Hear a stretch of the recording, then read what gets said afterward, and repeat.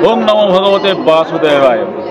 कदाचित कालिंदी तट विपिन संगीत करबो मुदाबिनी नारी बदन कमल स्वाद मधुप समासंभो ब्रह्मा सुरपति गणेशा चितपद जगन्नाथ स्वामी नयन पथगामी भव तुमे।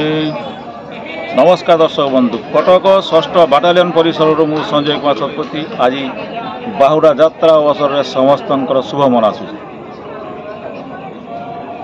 आज देउड़ बाटालियन परिसर श्रीमंदिर आज मुद दिखाई मुद पड़ जाइए। देखु प्रभु अपेक्षा कर द्वार देश बाहुड़ी पलि आउसीमा मंदिर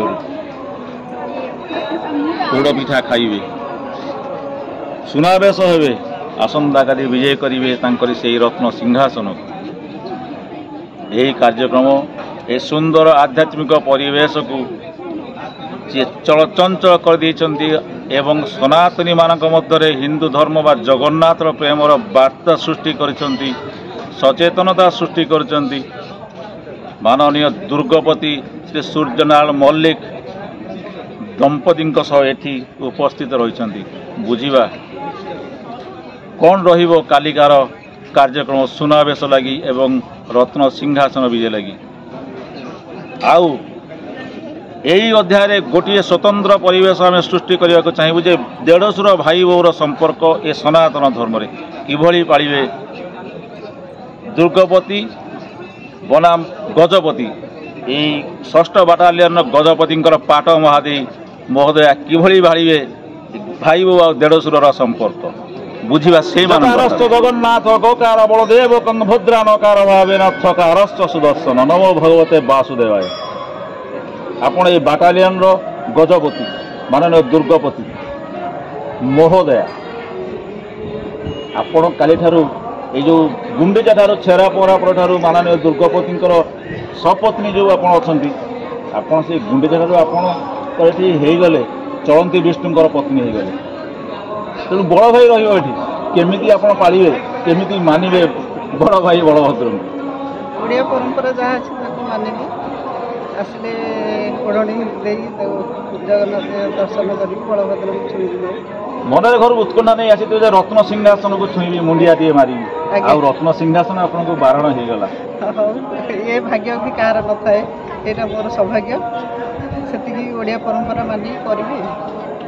बड़ भाई बोले सम्मान निश्चित देढ़शुर को सम्मान देवे सीना सामने छुई पारे अंतर भर डाक प्रभु बलभद्र समस्त रक्षा कर। धन्यवाद। नमस्कार। नमस्कार। जय जगन्नाथ। सहकारी दुर्गपति मानधाता सही मानधाता ना पुराण भी वर्णित अच्छे मानधाता गोटे पूर्वतन राजा थे अयोध्यार राजा थे मानधाता सूर्यवंशी राजा और प्रबल प्रतापी थे।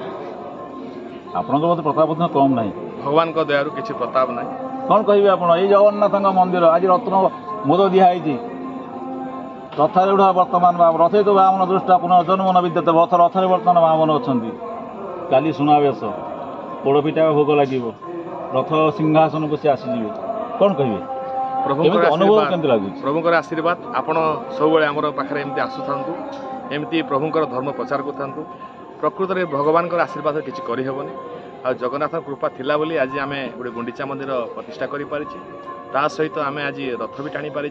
आज बाहुड़ा दिन आमर समस्त फोर्स भाई आमर कमांडेंट साहब को लेकिन आमर सिपाही शाखा संघ तरफ फोर्स भाई मान तरफ मिनियल स्टाफ मिनिस्ट्रियल समस्त ऑफिसर समस्त जवान ताकर मन प्राण दे फैमिली मेम्बर मान सामिल कर आज निहाती 5,000 ରୁ 6,000 लोक आसी ठाकुरंकर रथयात्रा सामिल होती से निजक गर्वित लगुच।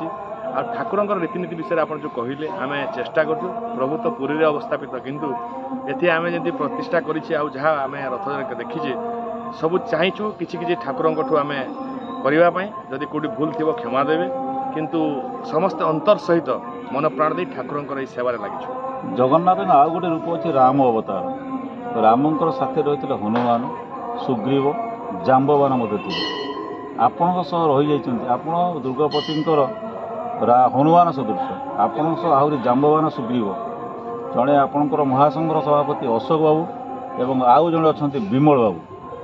ନିହାତି ପ୍ରଭୁଙ୍କର ଯେମିତି ଆପଣ କହିଲେ ହନୁମାନ ସୁଗ୍ରୀବ ସମସ୍ତେ ରଥଯାତ୍ରା ସମ୍ପୂର୍ଣ୍ଣ ହୋଇଛି ସେଇମାନଙ୍କ ସାହାଯ୍ୟରେ ଆଉ ଜଗନ୍ନାଥଙ୍କ ଆଶୀର୍ବାଦ। ନିହାତି ଗୋଟିଏ ରଥ କରୁଛନ୍ତି, ଆଉ ତ ଦିଟା ରଥ କରିବାର ଆପଣଙ୍କ ପରିକଳ୍ପନା ଯୋଜନା ରହିଛି? କିଛି ତ ସେମିତି ବର୍ତ୍ତମାନ ପରିକଳ୍ପନା ନାହିଁ। ଆପଣଙ୍କ ଏତେ ସମୟ ରହିକି ଆପଣ କହୁଛନ୍ତି ଗୋଟିଏ ବର୍ଷରେ ଆମେ ସବୁ କରିଛୁ, ସମସ୍ତଙ୍କ ସହଯୋଗ ଅଛି। ଜାମବାନ ହନୁମାନ ଯେମିତି କହିଲେ ଆପଣ ସମସ୍ତେ ଆକ୍ଚୁଆଲି ବାନର ସେନା ଭଳିଆ ଆମର ସବୁ ଖଟିଛନ୍ତି। ସମସ୍ତେ ଗୁଣ୍ଡୁଚି ମୂଷାଠୁ ନେଇକି ଯେମିତି ସେବା କରନ୍ତି ସମସ୍ତେ ସେମିତି ସେବା କରିଛନ୍ତି। କମାଣ୍ଡେଣ୍ଟ ସାହେବ ଯାହା ଆଦେଶ ଦେଇଛନ୍ତି, ଆମର ମିଟିଂ ହେଇକି ଯାହା ନିର୍ଦ୍ଧାରିତ ହେଇଛି ଠିକ୍ ସମୟରେ ସବୁ ପରିକଳ୍ପନା ଆମର ରୂପାନ୍ତର ହେଇପାରିଛି। ସେଇଟା ପ୍ରଭୁଙ୍କର ଆଶୀର୍ବାଦରେ କିଛି ନୁହଁ। 6 ମାସ ଆଉ ରଥ ଯୋଡ଼ିଏ କରିବେ କି? ପ୍ରଭୁଙ୍କର ଯଦି ଇଚ୍ଛା ହେବ ସେଇଟା ବି ହେଇପାରିବ। ମନରେ ଆପଣ ଉଙ୍କି ମାରୁନି ସେ ଆମେ କରିବାକୁ ଚାହୁଁଛୁ, ପ୍ରଭୁଙ୍କ ଖାଲି ଆଶୀର୍ବାଦ ଦରକାର, କିଛି ନାହିଁ। ଭଗବାନ ଯାହା ଚାହିଁଲେ ତାହା ହେଇପାରିବ। ଆମେ କେବଳ ନିମିତ୍ତ ମାତ୍ର, ଆମେ ସେବା କରିବା କଥା। ମଙ୍ଗଳଂ ଭଗବାନ ବିଷ୍ଣୁ ମଙ୍ଗଳଂ ମଧୁସୂଦନ ମଙ୍ଗଳଂ ପୁଣ୍ଡରୀକାକ୍ଷ ମଙ୍ଗଳାୟ ତନହରି। ନମସ୍କାର।